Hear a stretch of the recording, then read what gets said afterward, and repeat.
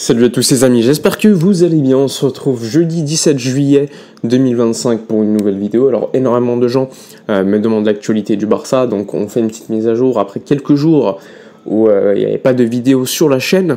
Donc on va évoquer le Spotify Camp Nou, l'avancée des travaux, mais également l'actualité liée au Mercato et surtout l'annonce du numéro 10 hier, donc de Lamine Yamal. C'est parti. Juste avant, n'hésitez pas à vous abonner à la chaîne pour soutenir le travail effectué sur Twitter ou autres réseaux sociaux.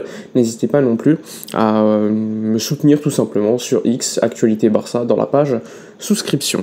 C'est parti, on y va. Alors, je vous l'ai dit, on débute par l'information liée au Spotify Camp Nou. Le Barça, comme vous le savez, avait annoncé tout d'abord les travaux permettant d'ouvrir le stade aux alentours de novembre 2024 pour les 125 ans du club.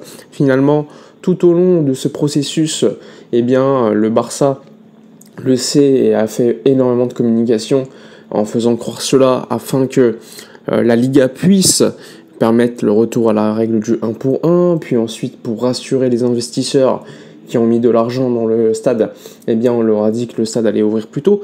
Bref, en réalité, aujourd'hui, ce qu'on sait, c'est que le Barça a demandé deux licences pour ouvrir le Spotify Camp Nou au 10 août pour le trophée Gamper. Aujourd'hui, ce qu'on sait, c'est que l'une des licences, celle d'occupation, ne posera pas de problème, mais celle pour accueillir des gens, elle, pour l'instant, n'a pas été demandée par le club parce que les travaux pour sécuriser la zone de la première et la deuxième tribune ne sont pas terminés. Pourquoi ?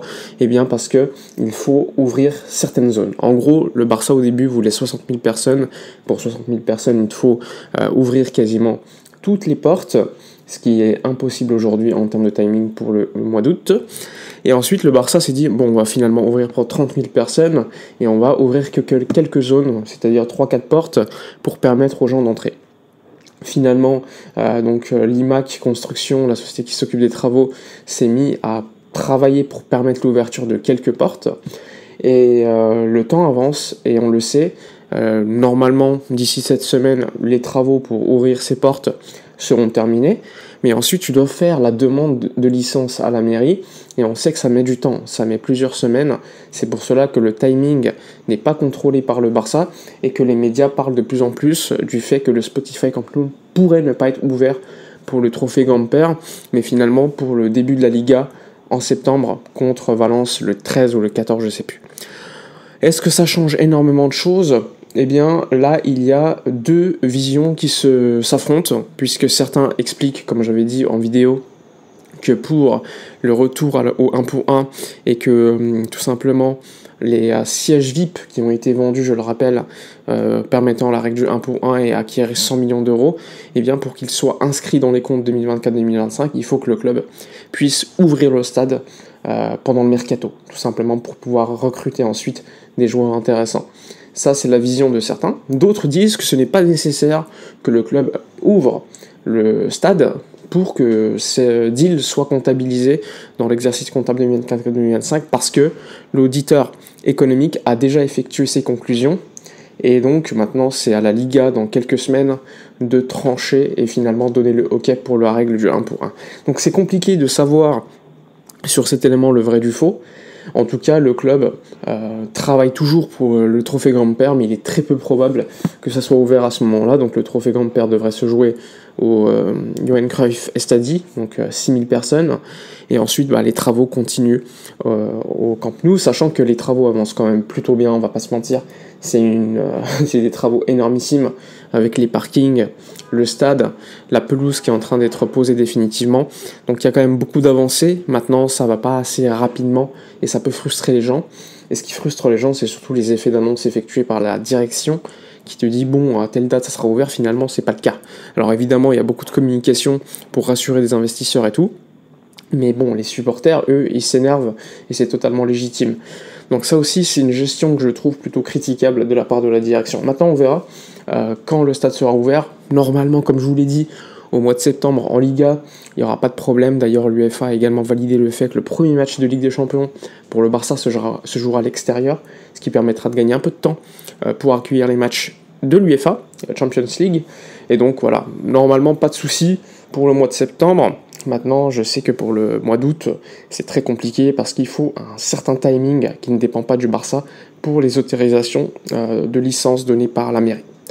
Voilà pour le stade. Maintenant, passons au sujet du mercato. Alors hier, j'ai reçu, après demande, donc un message de la part de l'agence de Rashford qui explique que la priorité de Rashford absolue, d'ailleurs, c'est le Barça. C'est pas une surprise en ce sens, mais il était important de redire cela parce qu'il y a eu beaucoup d'informations qui les lient à la Juventus et surtout à Fenerbahçe, le club donc turc qui s'intéresse beaucoup, et aussi le Beşiktaş. Mais bon, pour l'instant, Rashford ne s'intéresse pas à ces clubs-là. Sa priorité, c'est le Barça.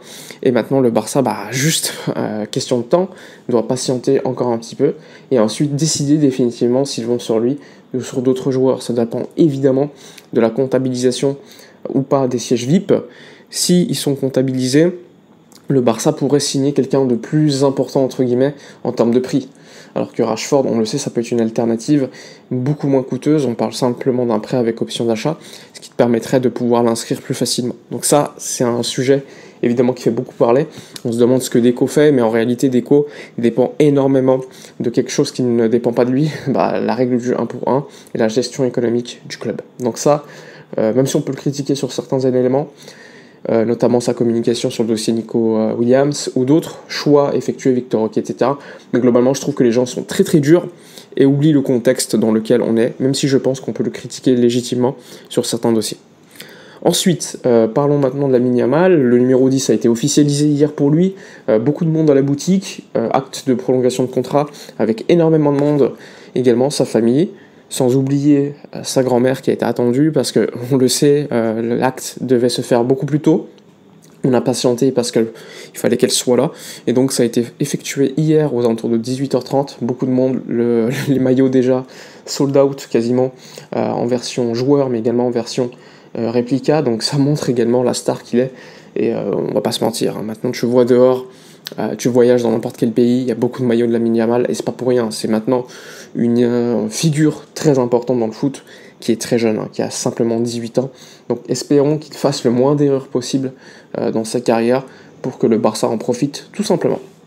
Voilà pour faire simple sur toutes les informations qui nous intéressent. Lors des prochains jours, prochaines semaines, la prolongation de Frenkie de Jong est attendue. Hansi Flick s'est exprimé ce matin avant l'entraînement en parlant du milieu de terrain, en disant qu'il y avait beaucoup de monde au milieu, donc on n'exclut aucun départ à ce poste-là. Et surtout, Ter Stegen s'entraîne toujours en gymnase et la guerre continue, la guerre froide continue entre toutes les parties impliquées avec Manchester City ou encore des clubs turcs à l'affût.